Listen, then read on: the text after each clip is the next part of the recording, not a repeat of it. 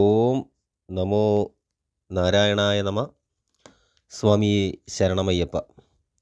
നമസ്കാരം എല്ലാ പ്രിയപ്പെട്ട പ്രേക്ഷകർക്കും തൃപ്പാദപടം യൂട്യൂബ് ചാനലിൻ്റെ ഏറ്റവും പുതിയ വീഡിയോയിലേക്ക് സ്വാഗതം. മനുഷ്യജീവിതത്തിലെ പ്രധാനപ്പെട്ട ഒരു ഭാഗമാണ് ദാമ്പത്യം എന്ന് പറയുന്നത്.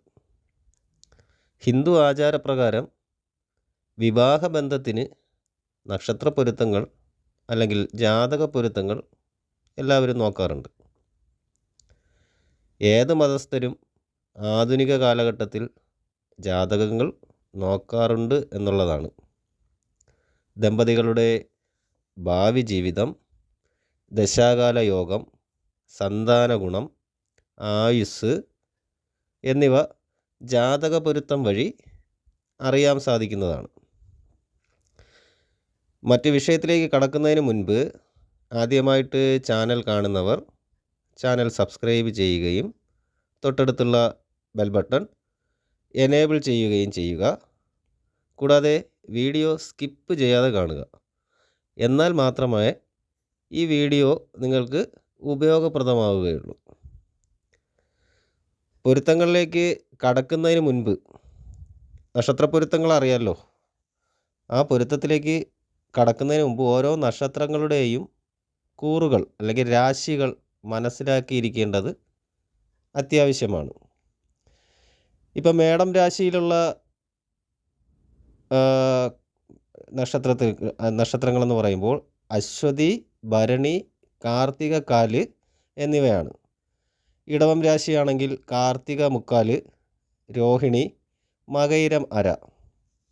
മിഥുനം രാശിയിൽ വരുമ്പോൾ മകയിരം അര, തിരുവാതിര, പുണർദം മുക്കാല്. കർക്കിടക രാശിയിലാകുമ്പോൾ പുണർദം കാല്, പൂയം, ആയില്യം. ചിങ്ങം രാശിയിൽ മകം, പൂരം, ഉത്രം കാല്. കന്നിരാശിയിൽ ഉത്രം മുക്കാല്, അത്തം, ചിത്തിര അര. തുലാം രാശിയിൽ ചിത്തിര അര, ചോതി, വിശാഖം മുക്കാൽ. വൃശ്ചികൻ രാശി വിശാഖം കാല്, അനിഴം, തൃക്കേട്ട. ധനുരാശിയിലാണെങ്കിൽ മൂലം, പൂരാടം, ഉത്രാടം കാല്. മകരം രാശിയിൽ ഉത്രാടം മുക്കാൽ, തിരുവോണം, കുംഭം.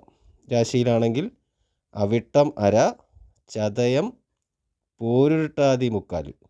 മീനം രാശിയിലാണെങ്കിൽ പൂരുരുട്ടാതി കാല്, ഉത്രട്ടാതി, രേവതി എന്ന രീതിയിലാണ് നക്ഷത്രങ്ങളെ കൂറുകൾ അഥവാ രാശികളായിട്ട് ഉൾപ്പെടുത്തിയിരിക്കുന്നത്.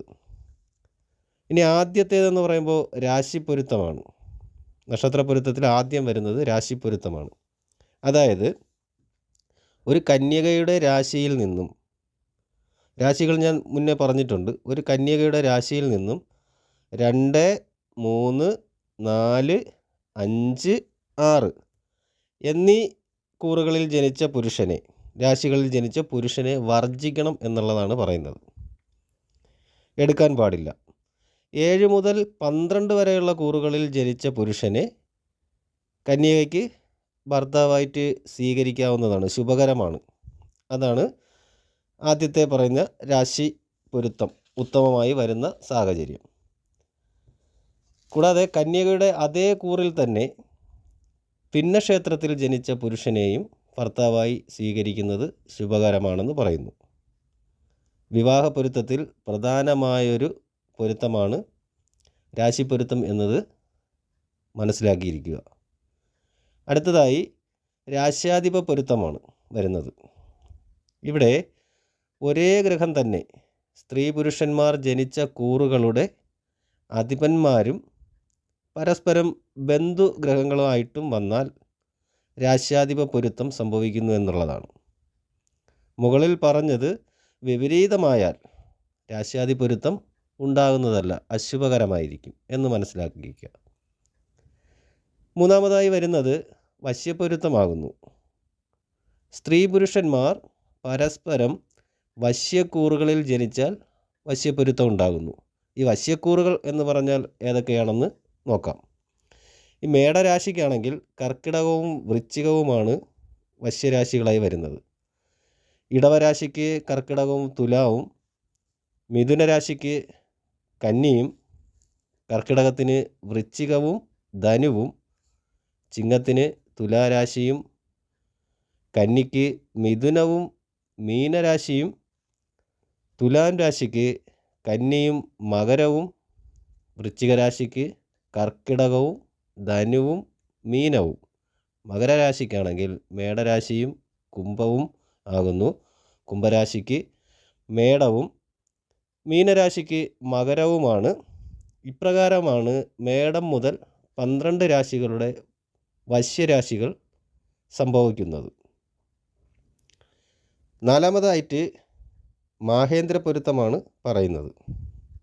സ്ത്രീയുടെ ജന്മനക്ഷത്രത്തിൻ്റെയും അനുജന്മ നക്ഷത്രങ്ങളുടെയും 4, 7, 10 ഇവയിൽ പുരുഷ നക്ഷത്രം ജനിച്ചാൽ മാഹേന്ദ്ര പൊരുത്തം സംഭവിക്കുന്നു എന്ന് മനസ്സിലാക്കുക. സ്ത്രീയുടെ നക്ഷത്രത്തിൽ നിന്ന് പുരുഷ നക്ഷത്രം ബഹുദൂരെയായാൽ അത് ഏറ്റവും ശുഭകരമാകുന്നു എന്നുകൂടി മനസ്സിലാക്കുക. അപ്പോൾ ഈ വീഡിയോയിൽ 4 പൊരുത്തങ്ങളാണ് പ്രധാനമായിട്ടും വിശദീകരിച്ചിരിക്കുന്നത്. രാശിപ്പൊരുത്തം പറഞ്ഞിട്ടുണ്ട്, രാശ്യാധിപ പൊരുത്തം പറഞ്ഞിട്ടുണ്ട്, വശ്യപ്പൊരുത്തം പറഞ്ഞിട്ടുണ്ട്, മാഹേന്ദ്ര പൊരുത്തം പറഞ്ഞിട്ടുണ്ട്.